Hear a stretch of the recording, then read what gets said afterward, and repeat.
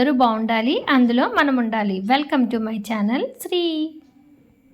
Shri channel తరపున అందరికీ నమస్కారం అండి. అందరూ ఎలా ఉన్నారు? చాలా చాలా బాగున్నారు అనుకుంటున్నాను. ఈరోజు వీడియో అయితే సుబ్రహ్మణ్య షష్ఠి రోజు నేను వెళ్ళిన టెంపుల్స్ అన్నీ కూడా ఈ వీడియోలో నేను మీకు చూపించబోతున్నాను. ముందుగా మన ఛానల్ చూడడం ఫస్ట్ టైం అయితే తప్పకుండా సబ్స్క్రైబ్ చేసుకోండి, వీడియోని లైక్ చేయండి, అలాగే బెల్ ఐకాన్ ప్రెస్ చేస్తే మన వీడియోస్ అన్నీ కూడా నోటిఫికేషన్స్ వస్తాయి. వీడియోని స్కిప్ చేయకుండా ఎండ్ వరకు చూసి మీ విలువైన అభిప్రాయాలు కామెంట్స్ రూపంలో తెలియజేసి వీడియోని కూడా షేర్ చేయండి. ముందుగా నేనైతే అమ్మని తీసుకొని ఇక్కడ తాడేరు రోడ్లో, అంటే భీమవరం తాడేరు రోడ్లో మనకి పెట్రోల్ బంక్ దాటిన తర్వాత ఒక నాగమ్మవారి దేవస్థానం ఉంటుందండి, ఆ గుడికి అయితే వచ్చాను. సుబ్రహ్మణ్య షష్ఠి మనకి ముందు రోజే స్టార్ట్ అయింది కదండి. నెక్స్ట్ డే అయితే మనకి 11తో క్లోజ్ అయిపోతుంది అనమాట. అందుకని చెప్పి మార్నింగ్ టైమే వెళ్తే బాగుంటుందని చెప్పి అమ్మ నేను కలిసి అయితే నాగమ్మవారి దేవస్థానానికి వచ్చాము. సుబ్రహ్మణ్యేశ్వర స్వామికి పాలు పోస్తే మంచిది కదండి. అలాగే నాగుల చవితి రోజు చాలామంది పుట్టలో పాలు పోస్తారు. ఒకవేళ ఎవరికైనా కనుక నాగుల చవితి పాలు పోయడం కుదరపోతే ఈ షష్ఠి రోజు అయితే పోస్తూ ఉంటారండి. ఈ గుడిలో అయితే మనకి ఎదురుగా ఫస్ట్లో ఒక అమ్మవారి విగ్రహం ఉంది కదా, తర్వాత గుడిలో నాగమ్మవారు అంటే వీర వెంకట నాగ దుర్గా భవాని అని చెప్పి అమ్మవారు అయితే ఉంటారు. వెనక వైపు అయితే మనం పూజించుకోవడం కోసం, అలాగే అభిషేకం చేసుకోవడం కోసం జంట నాగులు అయితే ఉంటాయి. ఇక్కడైతే పాము సమాధి చేశారంటే సమాధి మీద పాము రోజు వస్తూ ఉంటాయంటే ఇక్కడికైతే అక్కడే అలా విగ్రహాలు పెట్టారు. వాటికైతే మనం పాలాభిషేకం చేసుకొని ఇక్కడ దీపం పెట్టుకుంటారు. అలాగే పక్కన ఒకవైపుగా పుట్టను కూడా కట్టారనమాట. ఆ పుట్ట దగ్గర కూడా పాలు వేసాము అమ్మ నేనైతే. గుడి అంతా కూడా చాలా బాగుంటుందండి. నాగుల చవితికి కానీ ఇలా షష్ఠి రోజు మనం రావడానికి టెంపుల్ అయితే చాలా బాగుంటుంది. ఎక్కువ ఫ్లోటింగ్ అయితే ఏముండదు అనమాట. నాగుల చవితికి అయితే ఇంకా కొంచెం ఎక్కువగా చేస్తూ ఉంటారు. భజన కార్యక్రమాలు అవి నిర్వహించి భోజనాలు పెడుతూ ఉంటారు. ఇక్కడ అమ్మవారికి ఈరోజు కూడా కుంభం వేశారనమాట. అంటే అమ్మవారికి ముందుగా అరిటాకులు వేసి పులిహారను, పరమాన్నం, వివిధ రకాల నైవేద్యాలతో అమ్మవారికి అయితే నైవేద్యం పెడతారు.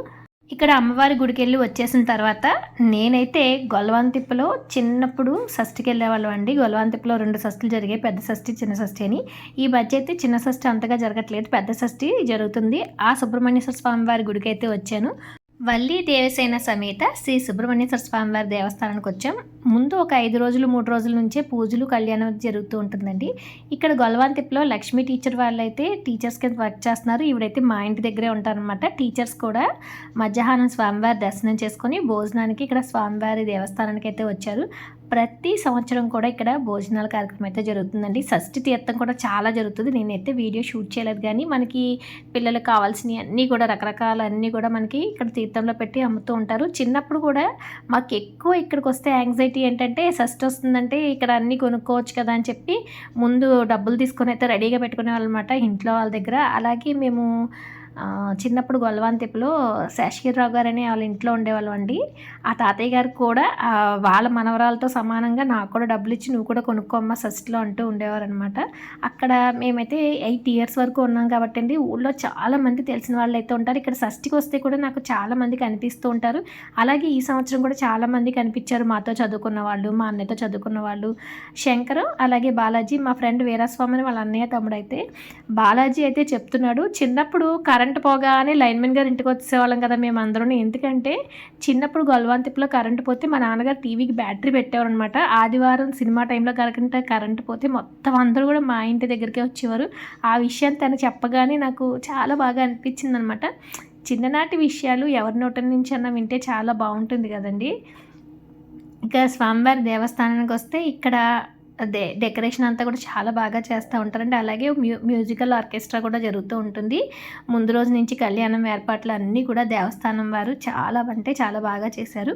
మా ఫ్రెండ్ సుబ్బలక్ష్మితో కలిసి నేనైతే ఈ గుడికి వచ్చానమాట. సుబ్బలక్ష్మి ఇక్కడ కమిటీ మెంబర్స్ అందరూ కూడా తనకి చాలా బాగా తెలుసు అనమాట. నేనైతే స్వామివారిని వీడియో తీసుకుంటాను అనగానే వాళ్ళైతే తీసుకోమని చెప్పి పర్మిషన్ అయితే ఇచ్చారండి. స్వామివారి దర్శనం మీరు కూడా చేసుకోండి.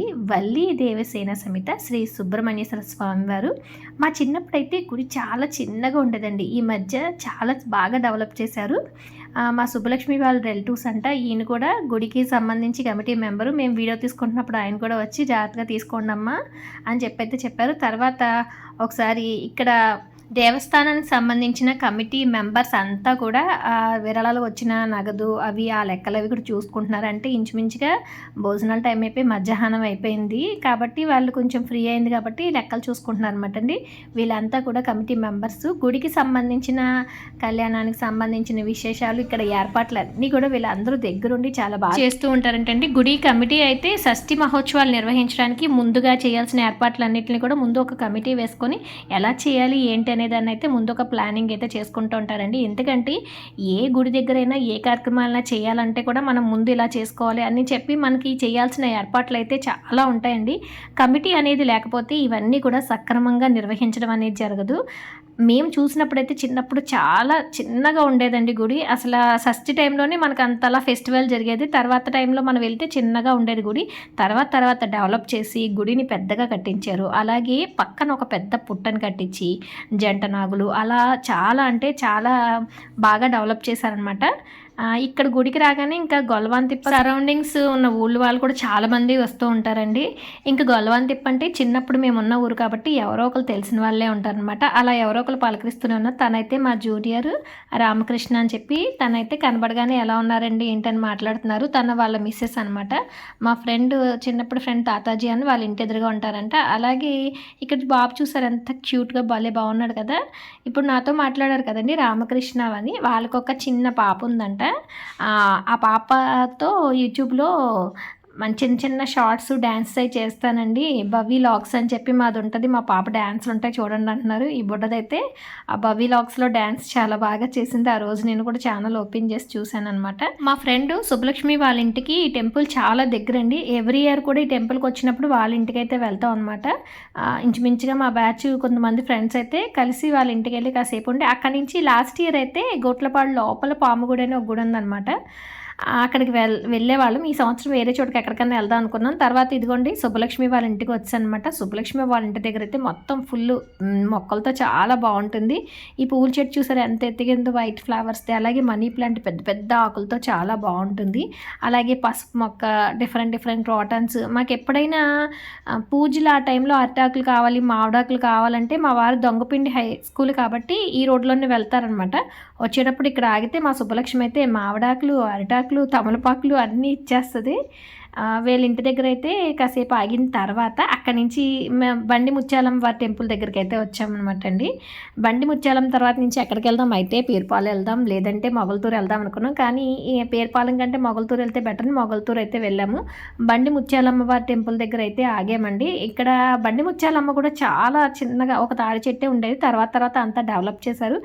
ఎవ్రీ సండే అయితే అస్సలు ఖాళీ ఉండదండి. అమ్మవారికి మొక్కుబళ్ళు తీర్చుకునే వాళ్ళంతా కూడా చాలామంది ఉంటారు. బండి ముత్యాలమ్మకి సంబంధించిన స్థల పురాణం అంతా తెలుసుకోవాలనుకుంటే ఆల్రెడీ నేను మన ఛానల్ పేజ్లో ఒక వీడియో అయితే పోస్ట్ చేశానండి. ఆ వీడియోలో కనుక మీరు చెక్ చేస్తే బండి ముత్యాలమ్మ వారి దేవస్థానం గురించి స్థల పురాణం అంతా కూడా మీకు ఉంటుందన్నమాట. ఇక్కడ అమ్మవారి దగ్గర అయితే దండం పెట్టేసుకుని అంటే ఈ రోడ్లో వెళ్ళిన వాళ్ళు ఎవరైనా సరే కంపల్సరీగా అమ్మవారి దగ్గర ఆగి దండం పెట్టుకుంటారు.